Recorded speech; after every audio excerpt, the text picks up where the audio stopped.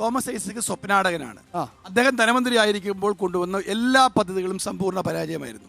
ഉമ്മൻചാണ്ടി 2016 പിണറായിയെ ഭരണം ഏൽപ്പിക്കുമ്പോൾ കേരളത്തിന്റെ ആ കടം EMSന്റെ കാലം മുതൽ 1,30,000 കോടി. തോമസ് ഐസക് ഒഴിഞ്ഞു പോയപ്പോൾ അത് 4.5 ലക്ഷം കോടിയായി മാറി. എത്ര മെട്രോ റെയിൽ കൊണ്ടുവന്നു, എത്ര വിമാനത്താവളം കൊണ്ടുവന്നു, എത്ര മെഡിക്കൽ കോളേജ് കൊണ്ടുവന്നു, എന്തു കൊണ്ടുവന്നിട്ടാണ് ഈ കടമുണ്ടായത്? ഈ കടത്തിൻ്റെ മൊത്തം ഉത്തരവാദി ശ്രീ തോമസ് ഐസക്കാണ്. അദ്ദേഹത്തിൻ്റെ തിയറി ഉണ്ട്, കടം വാങ്ങി വികസനം, കടം വാങ്ങി അതിന് പലിശയില്ല, മുതലുമില്ല, മുഴുവൻ ഈ കേരളത്തിലെ സാധാരണക്കാരെ വഞ്ചിച്ചു, ചതിച്ചു, അവർക്ക് ജീവിതം നഷ്ടപ്പെട്ട സ്ഥിതിയിലെത്തി. 55 ലക്ഷം പേർക്കാണ് ഉമ്മൻചാണ്ടി പെൻഷൻ കൊടുത്തത്. ഉമ്മൻചാണ്ടിയുടെ കാലത്ത് 3 പെൻഷൻ വരെ ഓരോരുത്തർക്ക് വാങ്ങിക്കാൻ കഴിയുമായിരുന്നു. ആ പെൻഷനെ ഇവർ കൺസോളിഡേറ്റ് ചെയ്ത് ഒറ്റ പെൻഷനാക്കി. 8 മാസമായി പെൻഷൻ കിട്ടുന്നില്ല. എന്തിനാണ് അവന്മാർ ഭരിക്കുന്നത്?